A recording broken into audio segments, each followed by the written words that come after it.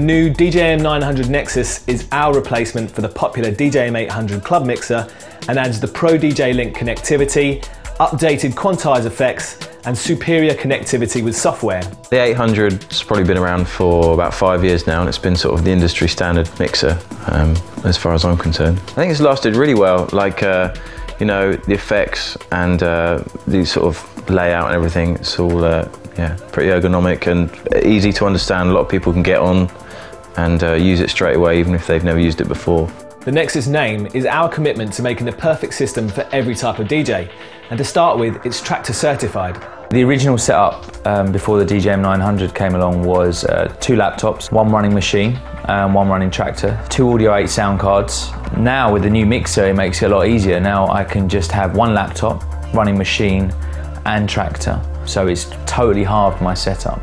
And also now not having the sound card, to having to plug the sound card in and stuff, I can just come in, plug the USB straight in. And my DJ setup now consists of 2 CDJ-2000s, 1 DJM-900, an iPad, a MacBook with Ableton Live on, a Korg Nano Pad, a Korg K oscillator, and an EFX 1000. I also use the 900 as a control surface. I use the Nano Pad as a control surface and my iPad as a control surface, all in Ableton. The 4-channel 24-bit 96K sound card and full MIDI control integrates the mixer with high-tech DJ tools. People, if they're using Tractor or Ableton, they can just plug straight in. You know, all their drivers and everything can be customized before they go to the club. We've added a new touch-sensitive X-Pad to the beat effects, which brings rhythmic expression and instant effects triggering to your fingertips. There's 5 insanely high-quality beat effects too, with a studio-style reverb, the beat-mashing slip roll, the madness of spiral, and a sidechain innovation of melodic. The color effects have been expanded from 4 to 6 with the new dub echo, space, noise, and with studio-style dynamics of the gate and compressor. So let's start out with the color effects, which are available on all 4 channels and independently controllable. Well, the whole thing about the mixer, I just love the whole layout. I love the filters are just, for me, you know, one of the best you can get. You know, I've always been obsessed with the high pass and the low pass filter on it because it's the main part of the way I mix. Well, obviously there's some nice new color effects on there, like the space, which is great for creating builds and like just splashing out snares and bright frequencies. That's also a post fader effect, along with the dub echo, which is also a post fader effect. Drop the fader and the effect still bleeds. The same with the space effect. And of course, you can punch them in and out. So if I grab a nice high sounding snare, get a nice long tail on it.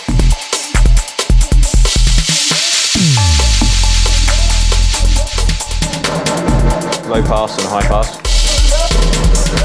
The color effects are, you know, push the button, turn the dial, something happens straight away. Whereas the beat effects are more rhythmical, you've got more parameters to play with.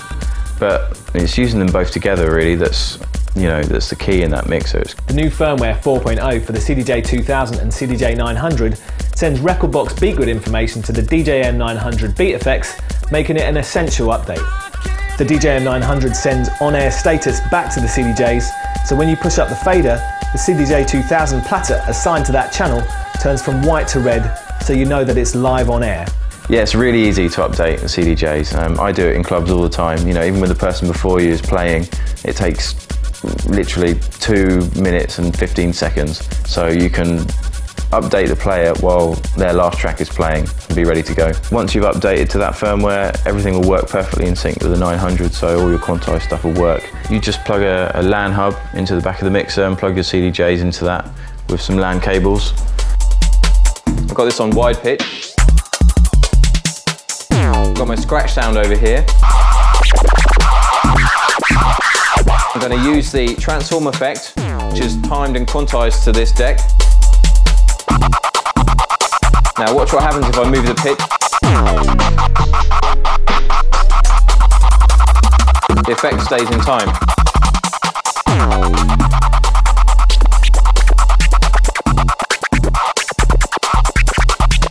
The X-Pad is just, it's like an XY pad, but just one axis. It's like super simple. It's kind of a touch ribbon thing.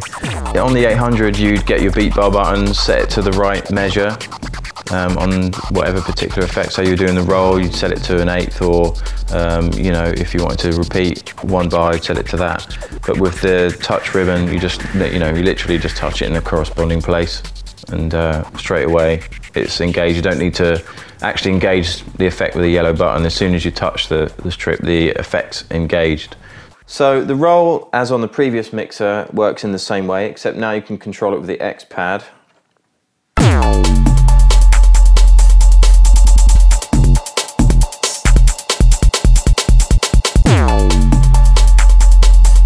And what I like to do is use it to do little fills or little breakdowns, and combine it with some of the colour effects here,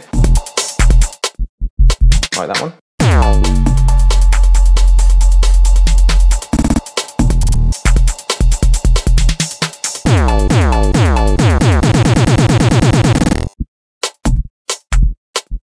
So you make your own little breakdowns, and then you can just take little sections with the roll, so we get those little snares next time they come around.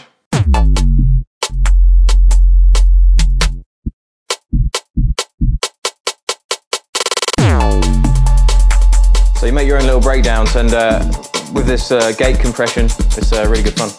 Taken from the DJM-900, the slip roll is a great effect for beat mashing a track without repeating the same sample. So the slip roll constantly resamples every time you make an adjustment to the timing. They've sampled a new part of the beat. And now all the roll effects are post fader, so you can do the sound color effect.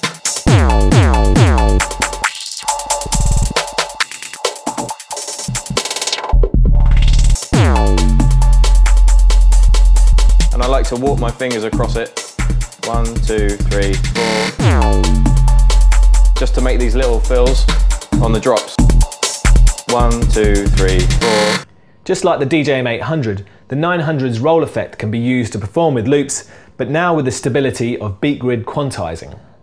Now that we're using the roll and it's quantized, I can time some scratching to this deck and loop it in time. So 2 bars.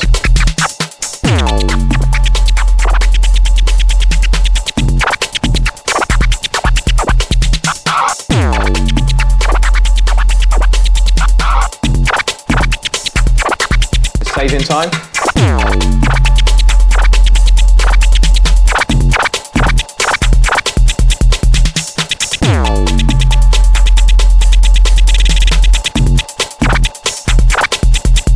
And of course, it's all post faders as well.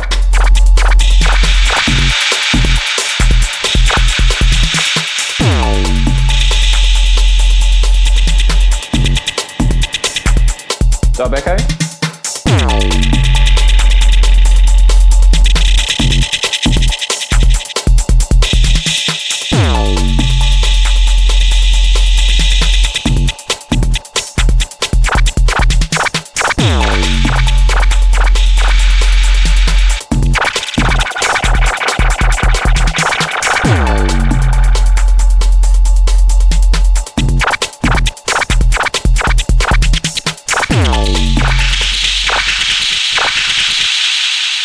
The reverb's totally different. I mean, the whole sound of it's completely different, and also because you've got the X pad now, you can control the frequency of the reverb, and then with the beat bar buttons you control the size of the reverb, so you control the room size, or you know, sort of, or how big the reverb sounds. So you can whack the frequency up, get a high pitch reverb, you know, again post fader, so if you take your finger off you're going to get that tail that bleeds into the track, and with that tail, or if you turn the depth all the way around and cut the original source, you know, you just are left with the tail on its own. You can change the room size and get that weird sort of pitching effect. You know, it's brought the reverb way up to date. It's massively improved on any previous reverbs that have been on Pioneer mixers.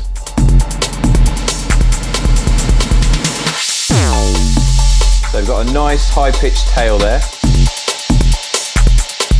And if I just show you, control the room size with the beat bar buttons or with the timing knob there. So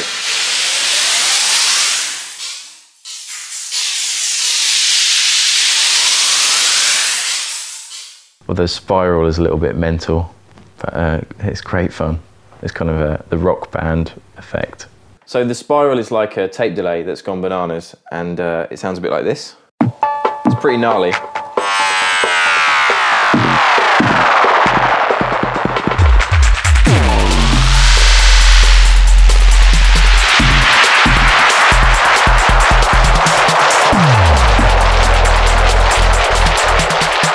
You can chop it in and out with a level depth, and it records it in.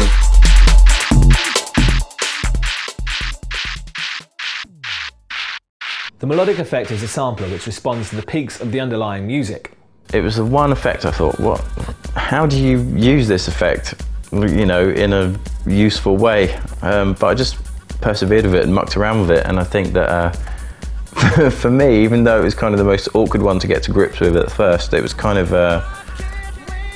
you know, the most satisfying to use in the end, and the most interesting. To get the melodic effect sounding quite funky, to get the cowbell, we snatch it with the yellow button, but then I switch to the X pad straight away and change the pattern.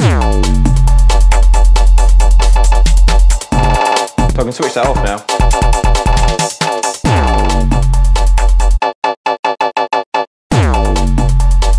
And what I can do now, make it melodic by changing the pitch with the beat bar buttons or the timing knob.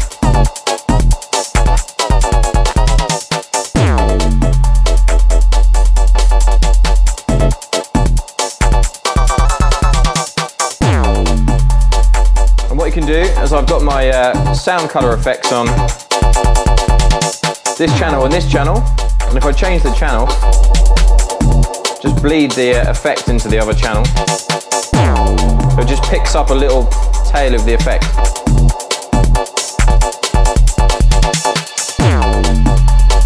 Now if I go all the way down,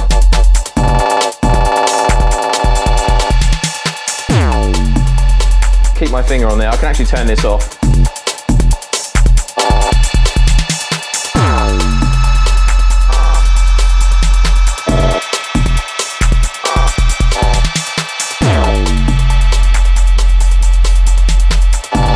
I can use the dub echo as well.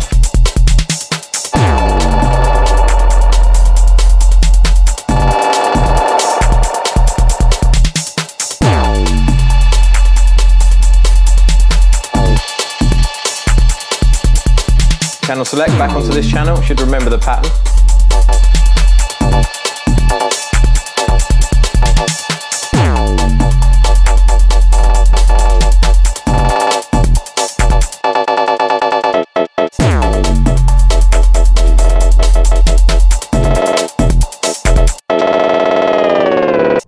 Along with all these new effects, the DJM-900 Nexus has also adopted some features from the DJM-2000, like our best audio circuits yet, operating at 32-bit.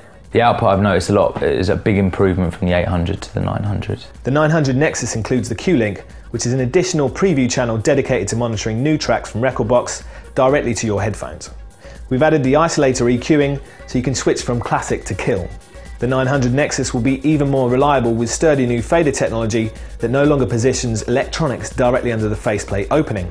And the Pioneer P-Lock fader caps are impossible to pull off in the heat of the mix thanks to a new locking mechanism. Another refinement is all the connections, which are now symmetrically and intuitively arranged so you can easily connect sources blind. The 900 for me is better for me because you know, I prefer the effects on there. The layout I'm used to obviously from the 800, and you know, along with this sort of quantization, you know, with the beat gridding from rekordbox, it yeah, you know, adds a new dimension to the way you can use effects.